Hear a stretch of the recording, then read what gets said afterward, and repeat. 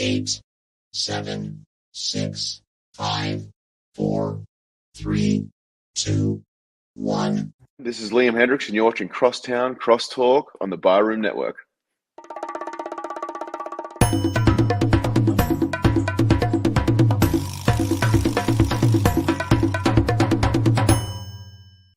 Some may find the following disturbing. Discretion is advised. Every summer in Chicago, the sunshine spotlights the city's spectacular skyline. Its luxurious lakeshore, marvelous monuments, and the over 200 neighborhoods in the city. And it also brings to light two of the greatest sports franchises in the world. On the North Side, it's the Cubs. On the South Side, it's the White Sox. This is Crosstown Crosstalk.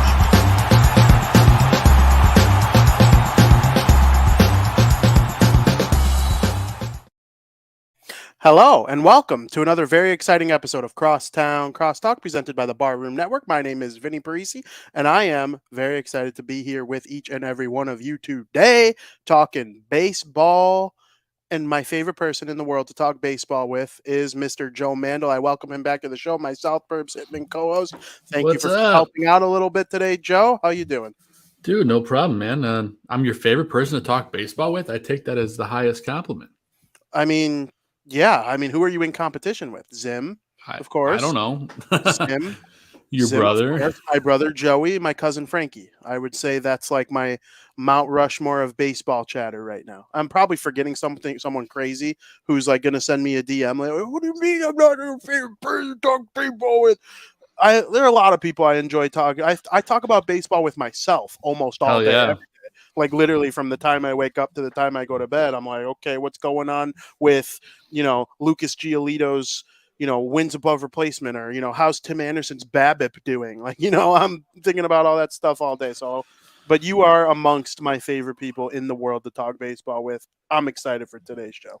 Appreciate it, man. Yeah, I'm excited too. Although I'm not so excited about what we've seen on the North and South Side.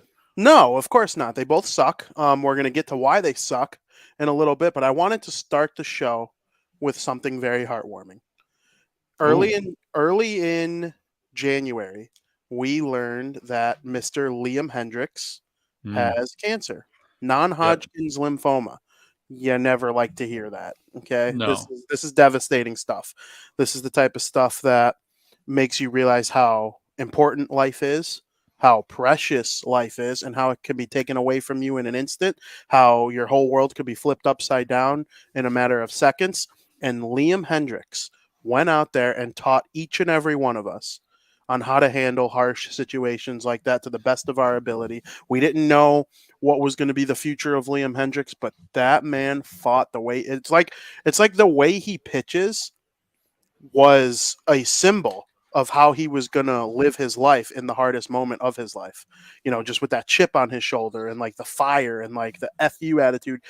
He treated cancer like it was a batter he was facing, and he returned to the mound for the first time this week.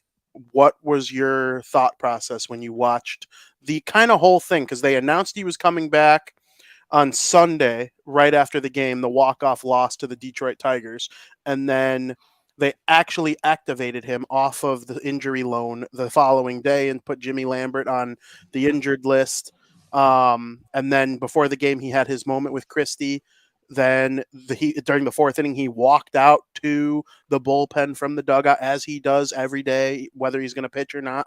And then the walk-in, the entrance, the lights, his usual trot to the mound, and then the angel batter not getting into the batter's box to pay some respect. And clearly the White Sox asked MLB to not pitch clock violate him, because you have to do it 24 hours in advance. Imagine needing to tell the MLB, hey, can we get an extra couple seconds from Liam Hendricks, who just battled back from non-Hodgkin's lymphoma? That's another story for another day. But, through this whole emotional journey, what was your takeaway? It just shows you the kind of competitor and the kind of person that Liam Hendricks is. And, literally you could go through cancer treatments earlier in the year and not only beat cancer, but make it back to the mound in front of however many people against, one of the most exciting teams in baseball. I don't remember if it was was it the Angels when he came back? Yeah, I'm trying to it was the Yeah, Angels. so I mean, how cool is that? And then look at that entrance right there. I got the video and him coming in. I mean, everyone's just going absolutely nuts. It just shows you anything's possible, man. And it's the best story in all of baseball. Yeah, sure. Did he have the best performance then? No. But like at the end of the day, that's not what matters. It's what matters is that Liam made it all the way back. And he's going to finesse himself and get back to the way he was. He'll be closing out games before we know it, like actually closing them out. I actually thought Liam was better than I expected him to be. I expected it to kind of be rough. I did, because it's different when you're a batter. If he was a batter coming back from cancer and he got the standing ovation, okay, you might run into one, you might get a base hit. If you strike out, though, you'll get a standing ovation as you walk back. It doesn't affect the scoreboard per se. Right. If you're Liam Hendriks and you're a pitcher and you're typically a closer, but you're brought in the 8th inning to kind of get your feet wet to come back in. That's another thing. It wasn't a save situation. It wasn't Liam Hendriks' typical animal that he's battled at an Sure. for all these years. He gave up. He walked what's his name. He stole second, or no, he gave up a base hit to what's his name, the guy who was kind enough to give him the extra minutes for the ovation. Tyler, I forget his name. He steals second. He's safe at second. Then a base hit scores a run. Like that's just how it goes sometimes. Liam Hendriks, the fastball was on point. I thought his junk wasn't as tight as we're normally used to seeing. Mm-hmm. Liam Hendriks, he was pumping in the fastball. He was a one pitch pitcher, and that's diagnosing his or dissecting his baseball stuff, which is really kind of irrelevant to the whole story. There were people that were kind of annoying me on twitter.com that day when he was doing that with the whole breaking down how he was pitching. Who cares? He came back from cancer. It was marvelous. The entrance, the applause. Yeah. Christie telling the ump that he effing stinks from the press box was one of my favorite parts of the whole thing. I mean, there are people out there who battle this stuff and deal with cancer or deal with life's, hard issues every single day. And Yeah. Liam Hendriks, he was on this show.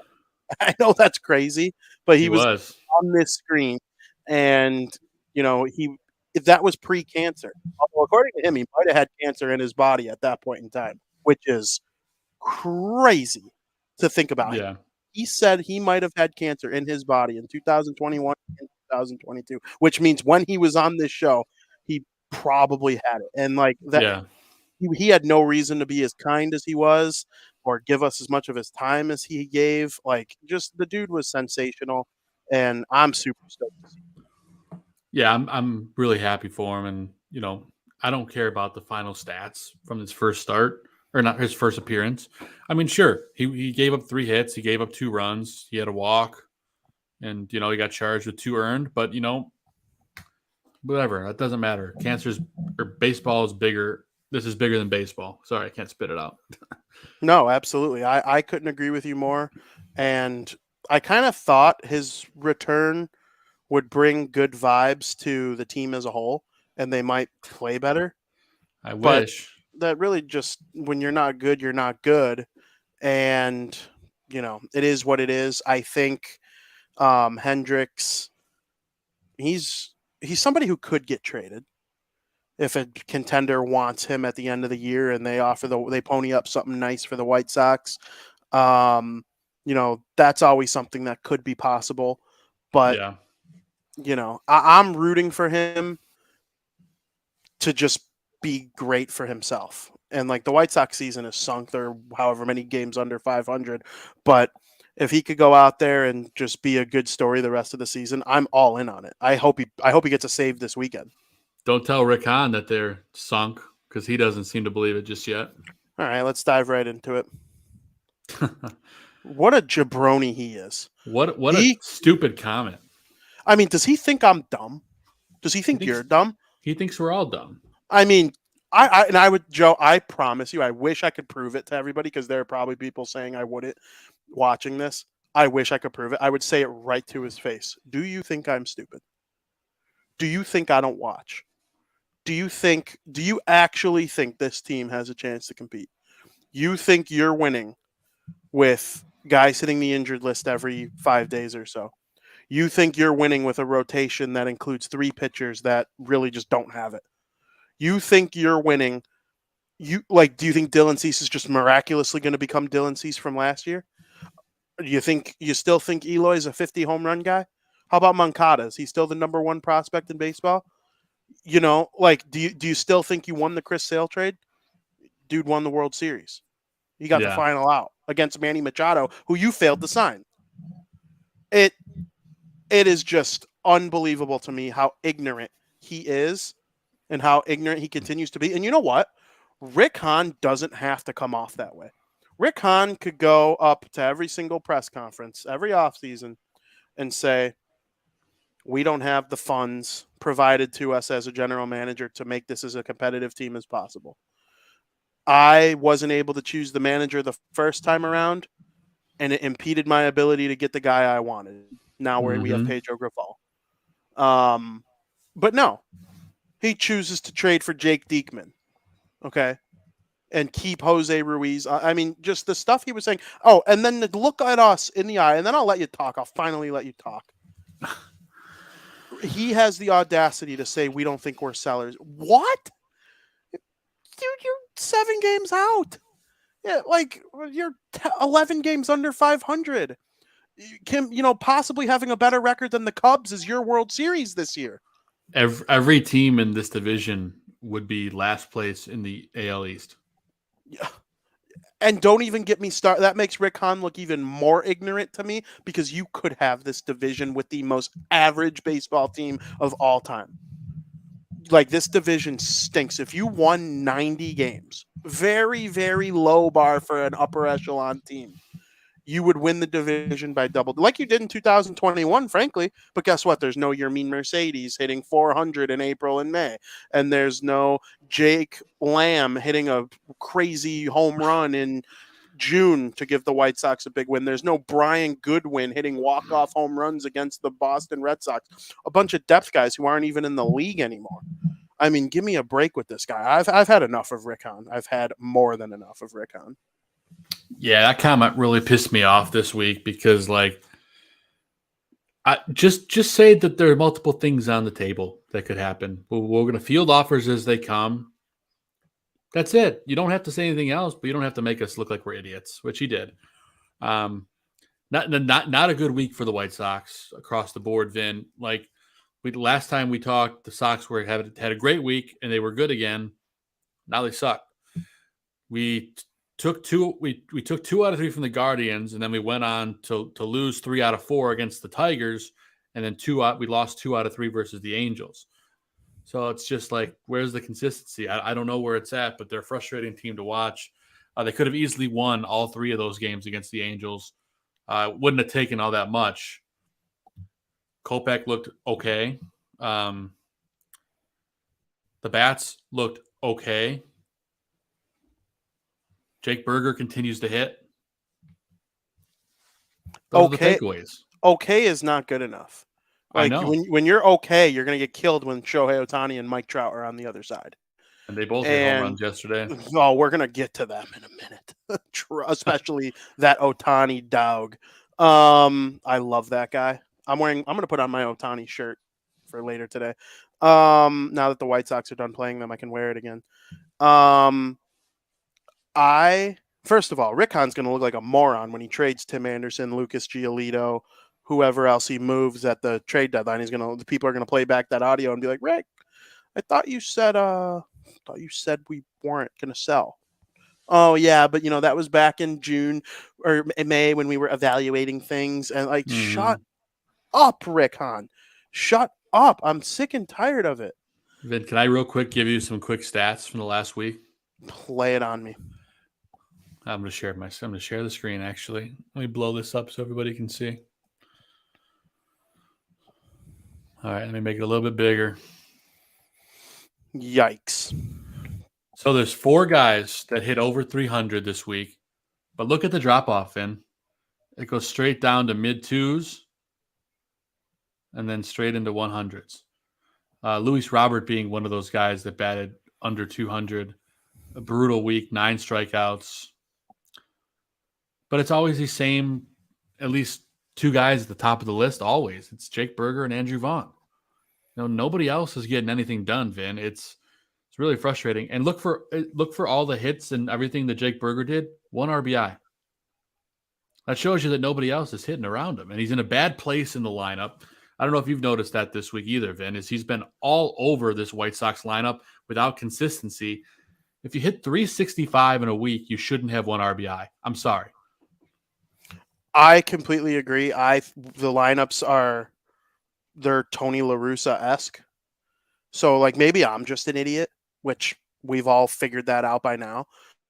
I'm happy to see Eloy Jimenez up there too, because when I look at the batting average, I actually hate the batting average stat. I take a lot of heat for my disdain towards that statistic. I think it's a tool, but I don't think it's no longer the number one tool. I like slugging percentage and on base plus slugging, because if you look at that, Eloy Jimenez, if you scroll it over a little bit, Eloy Jimenez and Andrew Vaughn are both in the higher, like MVP caliber OPS in terms of the last 7 days. And Eloy, big home run. I mean, it ended up not mattering in the end, but he hit one. Andrew Vaughn's been hitting them again. Oh, look at Romy up there with the surprise OPS. name. I was going to say, yeah. Jake Berger, though, he's been unreal. Tim Anderson's batting average. Tim Anderson is the type of player I'm okay with having a high batting average and a lower OPS, not this low. Not like you haven't hit a home run in 365 days low OPS, but like, he's a leadoff man. He's supposed to get on base. He's supposed to have a high batting average and a high on base percentage, and then you need the Andrew Vaughns and the Eloy Jimenez's to have these high slugging percentages, in addition to their high batting averages. If you have a high like Nick Madrigal used to piss me off because his slash line used to be his batting average was higher than his on-base percentage and his slugging percentage, which is like, dude, that is the weirdest slash line I've ever seen. And Nick Madrigal is not a good player. If he hits 300 the rest of his career, I will still stand by that he's not a good player. Would you rather a guy get 3 out of 10 hits, but all 3 hits are singles? Or a guy gets 2 out of 10 hits, but one of them is a home run and one of them is a double? I would take player B personally. But player B has a 200 batting average. Player B has a 200 batting average. Player A has a 300 batting average. That's why, to me, it's just a tool. And the only scenario for me, Vin, is if player A scores a lot of runs. That's the only differential there. Which is like Tim Anderson. I'm cool with Tim Anderson being player A. But he wasn't this week. No. Tim Anderson, he's got some things going on with his game that, it looked so promising in the first week until he got hurt. Things going on off the field too, but that's a whole nother thing.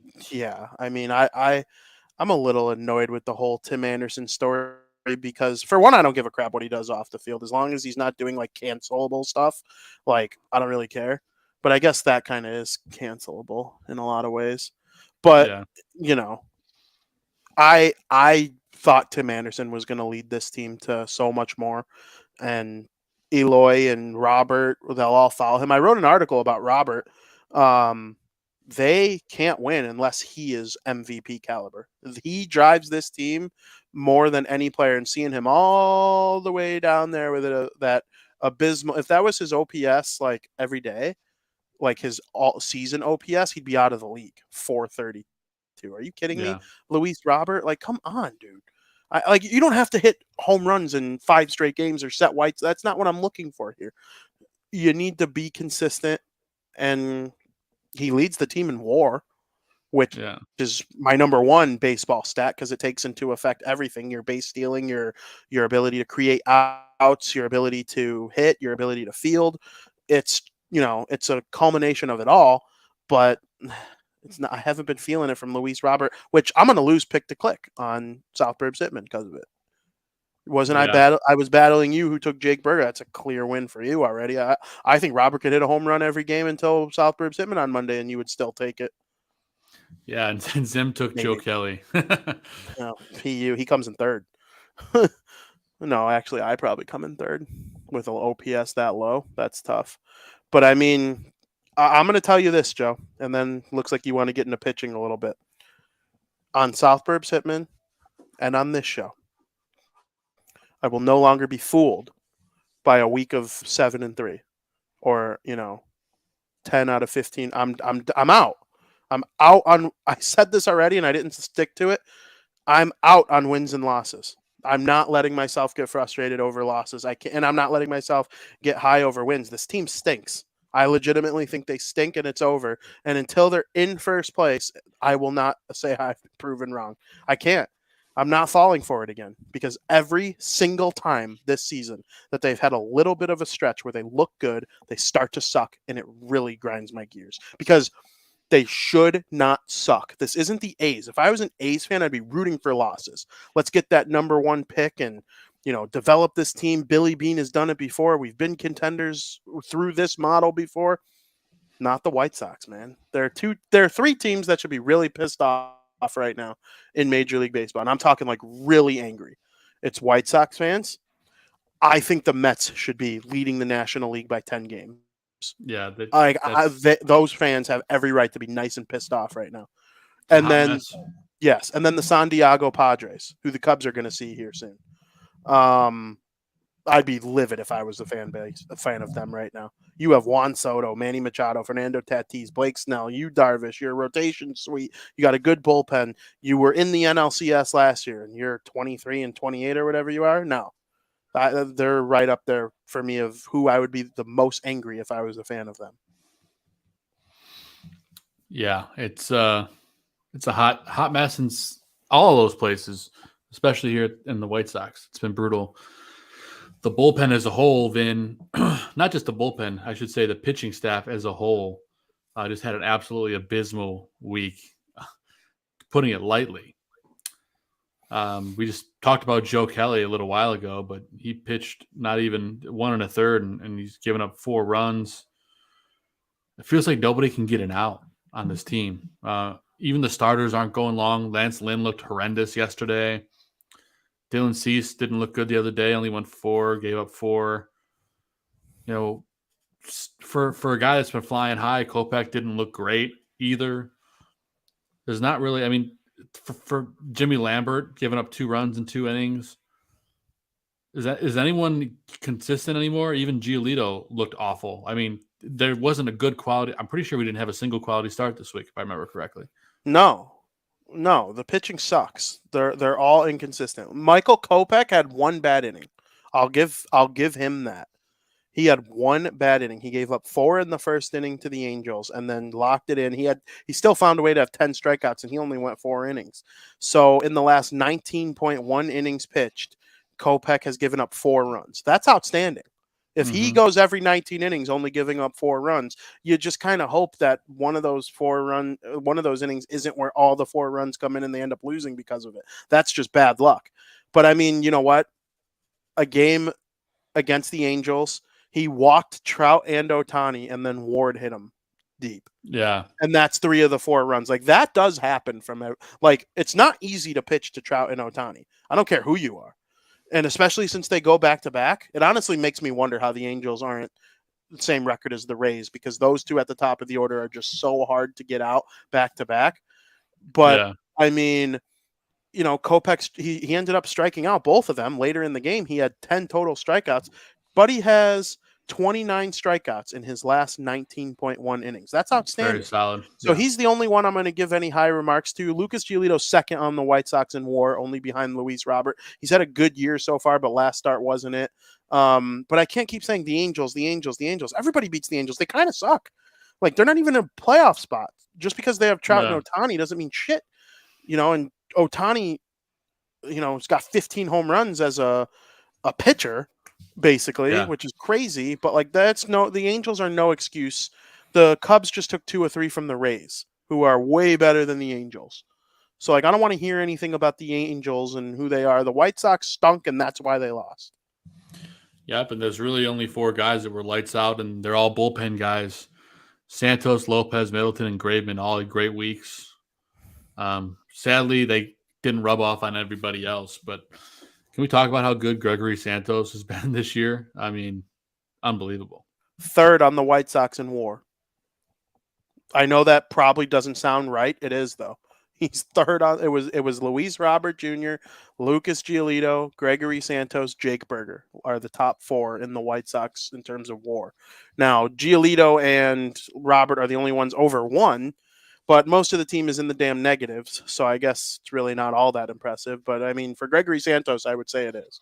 For a guy that people didn't even think was going to make the team. He didn't make the team, right? Oh, yeah, you're right. He didn't. He got brought in when they finally decided that, hey, we don't need Jake Diekman giving up 8 runs a game anymore.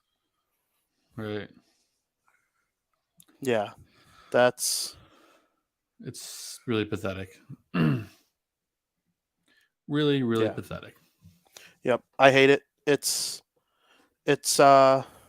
just not good in White Sox land right now, and it's not like you can look to the other side of town and see light at the end of the tunnel. If you're one of those people who just like kind of act like casually cheers on both of them, there are plenty of those people out there. The Cubs suck.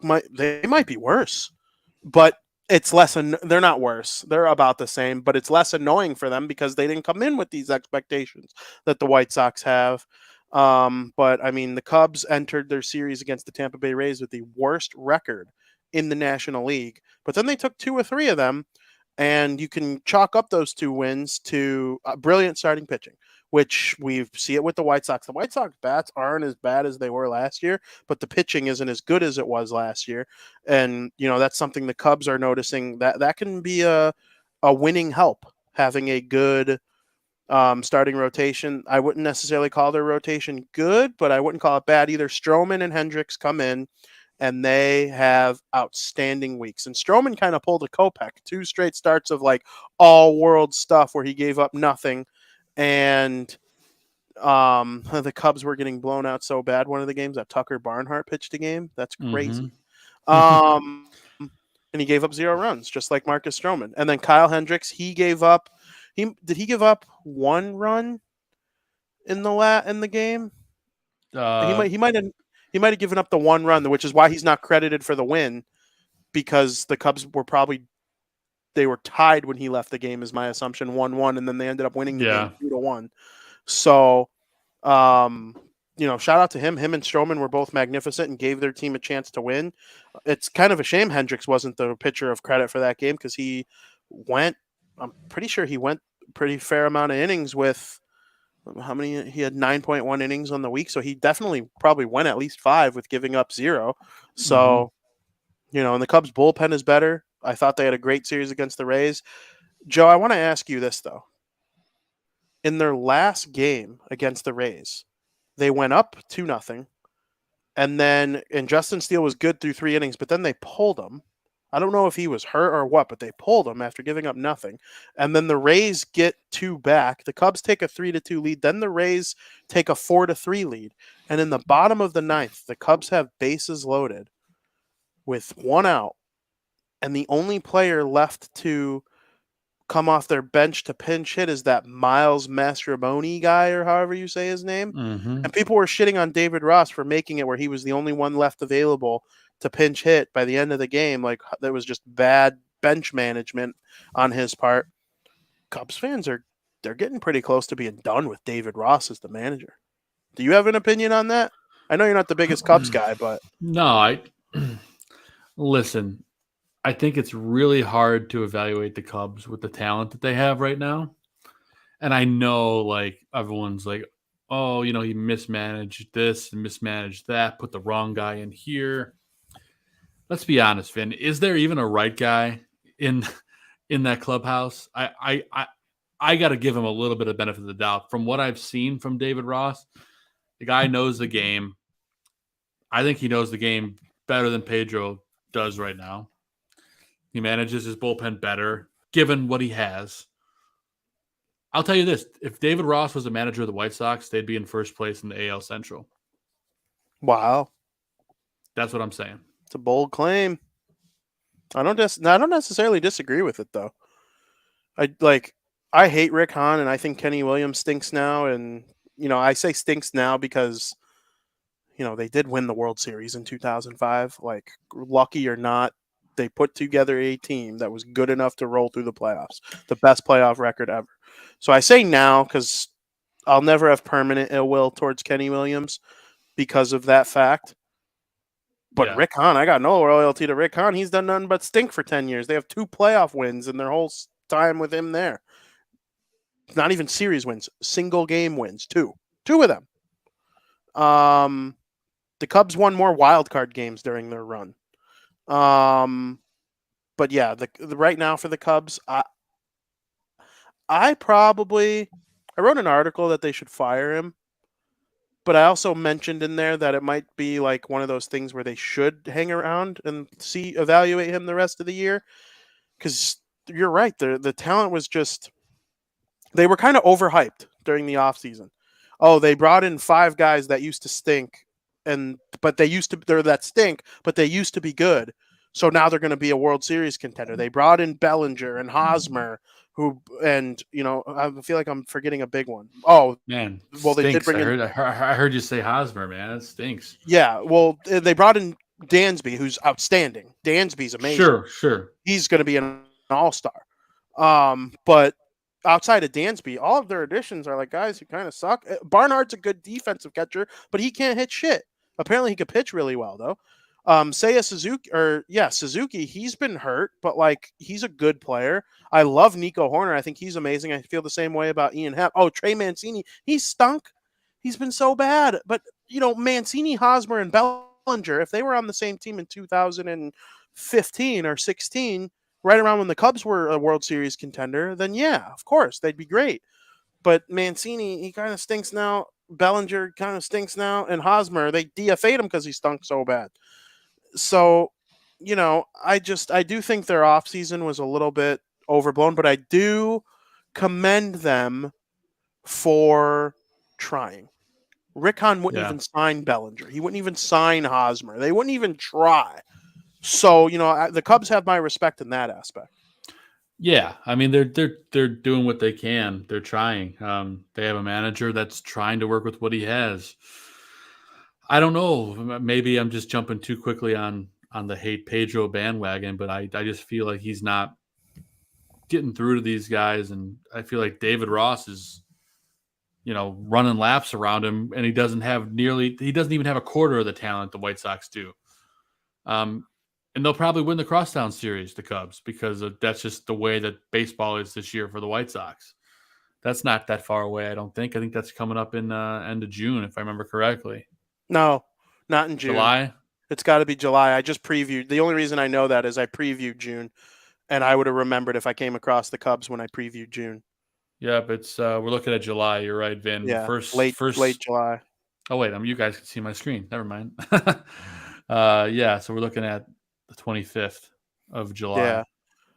Yeah. Southside Showdown preview of June. Everybody go check it out. That's the only reason I knew they weren't playing the Cubs. I don't normally have the schedule that far in advance, but it's a new tactic we're trying at Fansided with these preview things, and been working out well. So they got the Angels, Dodgers, Tigers, not in this order in June. They play the Red Sox, and they end the month with the A's, but that's a series that carries over into July 1st and 2nd too. So it's going to be a hard month, though. I know other than the A's, it's going to be a very difficult month for them. But, I don't think things are going to get much easier for the Cubs, too. And one thing I want to get off my chest with the Cubs, one player who kind of proves my point about batting average wrong, in my opinion, is Patrick Wisdom. He's the only player that really he fits my narrative, but I don't accept it, if that makes sense. I don't think Patrick Wisdom is that good of a player. I don't see much value. He only hits home runs. He's a top. I'm pretty sure I saw the list of players who have more home runs than Patrick Wisdom since he came into the league. And I'm pretty sure the list includes Aaron Judge, Shohei Ohtani, and Mookie Betts. And that was it. It's something like that. And then Wisdom's a top 10 home run hitter since joining the league. But he doesn't do anything else. His OPS, his slugging percentage is .474, which is amazing. But his OPS in total is this his 674? Oh, this was just for the last week. Okay. Yeah. Here, okay. I'll give you. You want season stats? Yeah. Let me see the season stats. Yeah. Okay. So see, his OPS is so good. His OPS is really nice. 825. That's an all-star level OPS. But his batting average is .213. That's too low. And I don't love batting average, but like that means you basically only hit home runs. He has 14 home runs, but how many hits? 34 hits. Like more than half of his hits are home runs. That's not a truly complete player. That's a guy I would want on the off the bench. That's my pinch hitter. That's my guy who I'm ready to throw in that spot yesterday when they're down 3-4. It's like Vin, like 42% of the time he's hitting a home run. Yeah, exact. Which is just insane. And should I say 42% of his home runs? That is, yeah, of his hits. Sorry. Yeah, and like his on base percentage is not good. 300's not that good of an on. Like, look at some of the other on base percentage of the team. Seiya Suzuki is the model of consistency. Talkman, I'm not going to include him. He's only got 31 at bats. Seiya Suzuki's got 150 at bats, which probably means how many walks does he have? 22. So he's got 172 plate appearances. That on base percentage is outstanding. I look at Ian Happ's on base percentage. Now, Ian Happ, he's not a super duper star, but he's a star. That is an incredible stat line right there for me. But he's only got 4 home runs. If he had just a tad bit more power, Ian Happ would consistently be considered one of the best outfielders offensively in baseball. So that's where I stand on the roster. I like this Morel kid. He just hits bombs and he's pretty consistent. And I kind of like, he's like very confident in himself in a non-cocky way. Last year, he's like, I'm going to hit a home run in my first ever major league plate appearance. And guess what he does? He goes out there and hits a home run in his first ever major league plate appearances. 71 at bats. How many walks? 4. So only 75 plate appearances. Not enough of a sample size to be truly impressed with that incredible slugging percentage. I'm sure it'll come down a little bit. I will say the total bases is impressive. 50 total bases. Unbelievable, which, you get 4 for every home run. He's got, for not having a single triple, though. That's impressive. Look at Suzuki's total bases, and he's got 150 at bats. Yeah. Yeah. So if Morel and Suzuki both play a majority of the rest of the season, Morel will be ahead of him in all likelihood, if they stay on this pace. Right. He strikes out a fair amount. But so does everyone. Now that I'm looking at everyone does in the league. If you're a good hitter, you strike out a lot. That's just the name of baseball right now. Like Judge strikes out a lot. Ohtani strikes out. Ohtani and Trout, they each had like 5 strikeouts in this last series. But they were just so impactful. So I don't know. I think the Cubs, their ceiling is higher than the White Sox this year, but I think because of the way they play and how they're more of a team. But the White Sox do have talent that'll randomly put them 7 out of 10 wins because Robert will hit 5 home runs in a row or something like that, like 5 games in a row. But I don't know. That's where I stand on the White Sox and the Cubs. They both stink. The Cubs are kind of a grittier team, and yeah. they've got a manager that's not. He's willing to like just do whatever it takes to try to put out a winning lineup. I feel like Pedro doesn't have that. Yeah, if you took the White Sox roster and the Cubs roster and switched their laundry, I think the Cubs would rise to the top of the Central if you just included the players. You keep David Ross, you keep all their bench coaches. Is Willie Harris still their third base coach? I actually think he is. I think so. You keep Jed Hoyer as the GM. Jed Hoyer's done a decent job. He learned from Theo Epstein. There's a really funny picture of Theo Epstein and Jed Hoyer nice and pissed off at AJ Pierzynski for hitting a home run against the Red Sox in 2005. They were still the GM and president there. That picture always cracked me up, knowing the future that came after it. Yeah. Joe, there are a couple more topics I want to talk on before we, kind of wrap up the show. One of them is Shohei Ohtani. He has been unbelievable.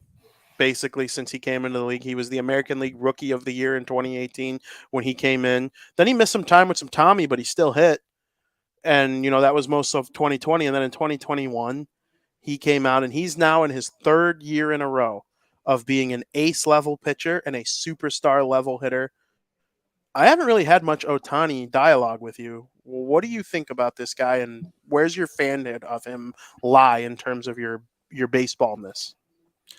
I tell you what, I'm with you, Vin, when you say like you're not going to see this again. It's just like it's otherworldly what this guy's doing.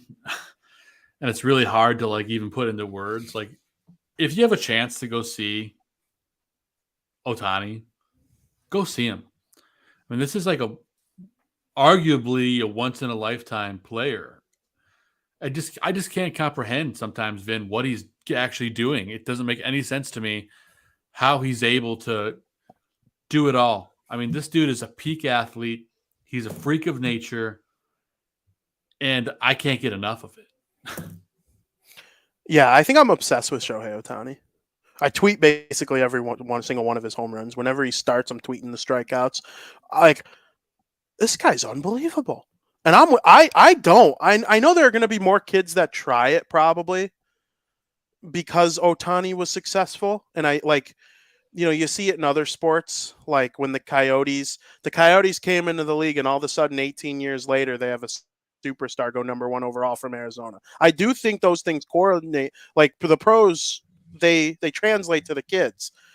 But like can I see a guy coming in and be a decent pitcher and an elite hitter or vice versa? Yeah, I could see that. But to be a Cy Young caliber pitcher, he like an under 3 ERA consistently, and then 40 home runs at minimum is just, I don't think we're going to see it again. I don't. And he's kind of, when you try to explain it to someone, it's hard because nobody else can like really it's never happened. It's Garrett Cole and Vladimir Guerrero Jr. in one player, except he's not fat or slow. He could steal 50 bases if he wanted to. That's actually another thing. He holds back using his speed. Yeah, in he's my fast. opinion. He could steal a bunch of bases, but the Angels would never let him steal too many bases because it's probably one of the higher danger plays in terms of injury. Oh, for sure. So Shohei Ohtani, man, it was fun. I enjoyed watching him play the White Sox. I didn't get mad when he hit home runs. And were you heavily invested in the World Baseball Classic? I didn't fully get super into it, but I did watch a lot of the highlights, and I kind of wish I did. In that final game, Team USA was playing Japan, and it came down to Ohtani versus Trout, the final out of the game. Except Ohtani's on the mound, Trout is batting. They're teammates in Major League Baseball. You got the guy who's considered the best hitter of the last 20 years, and you got the guy who's considered the best player maybe ever. Both of them might be the first and second best player ever. There probably are people out there that believe that. And I'm American. I'm proud to be American. I could not have been rooting for Shohei Ohtani to strike out Mike Trout on a nice 3-pitch mix harder if I tried. Yeah, right. I just think this guy is so great, and I love watching him, and I love rooting for him. And I don't know if there's a player we've talked about more on Crosstown, including White Sox and Cubs players. Yeah, and then look at this donger by Ohtani. I mean, dead center. Yeah, off the bushes at Guaranteed Rate Field is not an easy task. There are very few straightaway center home runs at Guaranteed Rate Field. It doesn't happen often. Eloy put one up there one time. I think Abreu's done it once or twice. But like normally those big time home runs are like in the upper echelon of left and right field. Ohtani just puts it straight away. I think were all 3 of his home runs straightaway center? 2 of the 3 were certainly. 2 of the 3 certainly were. So make sure you watch Ohtani. You're a baseball fan. You have access to streaming, whatever. Watch. You got to do it. Watch the Angels. They're must-see TV. I don't care if they're dead last, which they might make the playoffs. They might not. I don't think they're going to, but which sucks. Oh, I would love to watch Ohtani start a playoff game. Can you imagine the hype? Oh, I mean, that was never unreal. say never. You never know. Mike Trout might have hit the farthest ball I've ever seen at Guaranteed Rate Field yesterday, or one of them. Lance Lynn made the worst pitch I've ever seen. I legitimately think it might be the worst pitch a White Sox pitcher has ever thrown. An 83-mile-an-hour cutter right over the middle of the plate against Trout. Yeah. And he hits it to the back of the left field bleachers. Like, duh. Yeah, you're 100% right. Well, hey, Vinny, actually, you got a point there with the Angels not probably making the playoffs. You might see Ohtani start a playoff game for another team. That's true. That could be a thing. I'm actually willing to say if they remain there. So let me channel my article I wrote this morning about Ohtani kicking the White Sox ass. They are 3.5 games out of the wild card and 6 games out of the Of the division. division. So if they fall, let's say by when's the trade deadline? Is it August 1st or July 31st? It's in that little area. Let's say they're 7 games out of wild card and 9 or 10 games out of division. How do you not? Yeah. How do you not trade him? So, what do you have a list of teams that you could see getting him? I don't have one off the top of my head, but just spitballing here. I don't know if they have the parts to acquire him, Vin, but this might sound crazy to you, but your other favorite team, I could see him landing up on the Braves. The Bravos. I could see him getting traded to the Braves. They do have the assets to trade for him, for sure. I think if the Braves were to trade him, it's probably a rental. Yeah. There are a couple teams I could see renting Ohtani. The Braves are certainly one of them. The Yankees. The Yankees, I think he'd be a rental. I think he ends up with the Dodgers long term, even if they don't trade for him. That's kind of my prediction. If the Braves get half a season out of him, try and win the World Series, or like the Padres, wouldn't shock me at all if because they come from nowhere every year to do something crazy. That wouldn't shock me. The Baltimore Orioles making a huge trade wouldn't shock me. The Tampa Bay Rays, like, hey, 1 year, let's go win this freaking thing. We've been the best team in baseball over the last 10 years, and we're the only team top 5 in winning percentage that doesn't have a World Series. Let's go do it now, and then we'll let them walk. Like, who cares? I could see that. Yeah, but in terms of long-term signing, Dodgers, Mets, Mariners, those are my big 3. What about the Cardinals? Do you see the Cardinals in that at all? I don't, because they stink now. Last year, maybe, but yeah. Yeah, their 2 best players are Goldschmidt and Arenado, and they're amazing. But you see, they're getting older. They're not, in their early 20s anymore. And although I don't think they're going to fall off necessarily anytime soon, you're not building around Ohtani and 2 aging superstars. Yeah, I have a feeling that Ohtani's going to end up as a rental for the Yankees this year. That's just, I believe it in my soul. Would you like it? Are you a Yankee hater? I'm not a Yankee hater. I'm not a Yankee lover. I do like the baseball that they've been playing the last 2 weeks. I mean, they just made the Mariners look like a bunch of fools. They're an exciting team to watch, Vin. I like what they're doing on the field. I could see Ohtani wanting to be a part of that. Because let's be honest, they need another starter. Because I don't know what the hell's going on with Rodon. It doesn't sound like he's coming back at all. I don't know. Yeah, and Nestor Cortez hasn't been all that good when he pitches. So better as of late, but not great. Yeah. Yeah. And so I watch the Red Sox a lot. I like the Red Sox, but I'm not from Boston. I actually do think the Yankees are like a fun team historically. Like they're just the Yankees, right? It's like watching the Maple Leafs in hockey, or the Cowboys in football. Now they're like the popular team I actually do kind of dislike, but like they're the Yankees. It's like everyone wants to pitch for the Yankees, and if Ohtani went there, I think it would break baseball regular season records. Like, there's a reason the White Sox played for viewership on TV too. That too, yeah. Like, the White Sox Yankees at Field of Dreams was unbelievable. Mm-hmm. I loved every second of it, and I'm happy the White Sox played the Yankees in that game. It was the most watched regular season baseball game since 2005. And that's saying something. I think something similar would happen if Ohtani versus Sale in a big playoff matchup. Let's say the Rays end up winning the division, and the Yankees get matched up with the Red Sox. Nice. Love that wall. and the There you Yankees go. get matched up with the Red Sox in like a first round series, and you got Ohtani versus Sale. And, like, that's just unbelievable stuff. I need that in my life. I hope the Angels do trade him if they stink. Yeah, wild stuff, man. It's going to be an interesting year for baseball, man. I'm excited to see where these other teams land. Absolutely. And before we get out of here, baseball All-Star Game, MLB All-Star Game. Voting opened yesterday. Go vote for your favorite players. Luis Robert Jr. is probably the White Sox representative, I would think, at this point right now.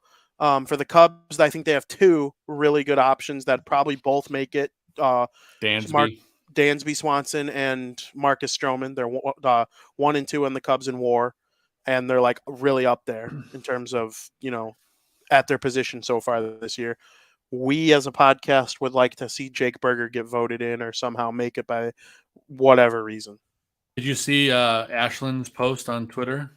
No, what did she tweet? I saw is it Jake's sister that's tweeting heavily about it too? Man. If you vote for my husband, I will at the DH, I'll throw you a pizza party. All right.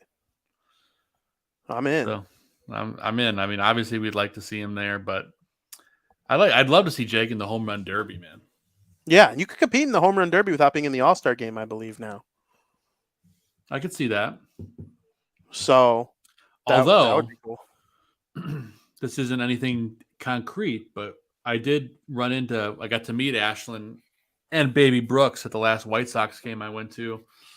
They want to come back on Southburbs, Vin, so we're going to have him back on at some point. All-Star break might be that time, depending on if he makes it or not. But still, vote for Jake. All right, I hope he doesn't make it. Now I'd rather talk to him. No, I'm kidding. No, I root for Jake in every way. Like every time he does something good, it's more than just being the White Sox. If he were traded to like the Cubs, I honestly think even if he were traded to the Cubs, I'd be for him. All in on Jake Berger. The only team that would be kind of tough to swallow is like the Twins. That would be tough to swallow seeing him on that team. But like the Royals or the Cardinals, being a Mizzou guy, that would be cool. But I'm enjoying him on the White Sox now while I can. So yeah, I'm savoring it while we can. I don't know if that's going to stick around through July or not, but nonetheless, vote for Jake Berger. Vote for Jake Berger. Do it now. Do it now. And Joe, the chopper. I can't thank you enough for coming on the show today and helping me out. It's been wonderful. This is one of my favorite shows we've done in a while. Just great baseball breakdowns here. Thanks, man. We just kind of we wing it, but we talked stats. We talked a little bit of everything today, man. I had some fun. Absolutely. Now, I did come into today's show with a plan, so that's something that hasn't. No, I guess I can't say it hasn't happened. Did I take it too far off the grid? No. We followed the plan perfectly. Really? Yeah. No, right. I know how to get Joe Mandel to say exactly what I want him to say. That's the point. That's the rapport we're getting now, Vin. No, yeah, exactly. I didn't write down like heavy bullet points, just like topic umbrellas and go to town. And to me, I can't do that with everyone. I don't just write topic umbrellas for every show and like just see where the conversation goes. There are shows where I write down every word that I need to say.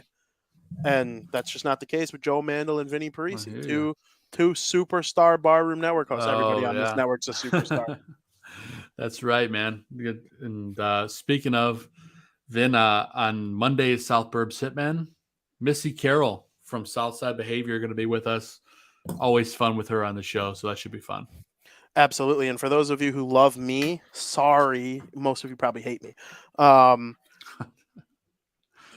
My name is one of the only names mentioned on Apple for somebody hating them. Like my name is on there. I can't believe Barroom Network. Yeah, Barroom Network. It's something like Barroom Network employing Vinnie Parisi is like a Make-A-Wish Foundation or something like that. Like someone just really out there. Yeah. Oh, there are plenty of people. It's in the reviews. Yeah. Yeah. Isn't that hilarious? I really wish I could tell that person how much that comment means to me, because I honestly think that means you're doing something right. There's only two people it could be, Vin. I think we both know the two options. We could talk about it off the air. Oh, well, I didn't even think about the obvious one. I think it was before that whole thing, though. I honestly, but maybe it's not. I guess I wasn't fond when we were working together, so I guess the feelings could have been mutual. So I guess it didn't take the breakup in order for that to happen. But whatever. I don't give a crap. Doesn't bother me. I'm here and you're not. That's right. It's good though. I'm enjoying this, and you got an off week next week. So that's where I was going with it. I'm not going to be here. I'm not going to be on any of the 3 shows. Crosstown and Bar Down are taking their one hiatus for the whole year. I think the last time I missed Well-deserved. either of those. Yeah. Thank you. I appreciate it. The last time I missed both of them was last Door County trip last year. There you go. There you go. But South Burbs Hitman will go on without me. The show will go on with Zim, Joe, and their guest Missy. Excited to I'll be tuned in. I'll if I can't watch it live as it's happening, because we do fires and stuff, I'll throw it on my headphones while I'm falling asleep and whatnot, and then finish whatever I fall asleep to in the morning. It's going to be fun. So there's only so much arousal you can have in one evening, Vinny. I don't know if you want to fall asleep listening to Zim and I. Yeah, that's true. That is true. Just make sure you talk. That's a terrible joke. The other listeners are like, "What are you talking about?" No, make sure you talk about some food at the end of the show. Get a little intimate with your food conversation. Travis says, "I always say, if you don't have haters, you're not doing something right." Well, I have plenty of haters, but they're always the loud majority or loud minority, right? So we just keep treading on. Thank you to Travis and everybody else who's watched the show today. Joe, thank you so much for coming on. It means the world to me to be doing this with you, and likewise, we'll be back at it in 2 weeks. You know it, man. All right, everybody. I hope you enjoy your weekend. To all the Swifties going to Soldier Field this weekend, have a blast. I'll be there in spirit listening to, Mean and Anti-Hero and Love Story and all that stuff. Enjoy yourself. Be safe. And as always, thank you for listening. Go Sox. Another happy landing.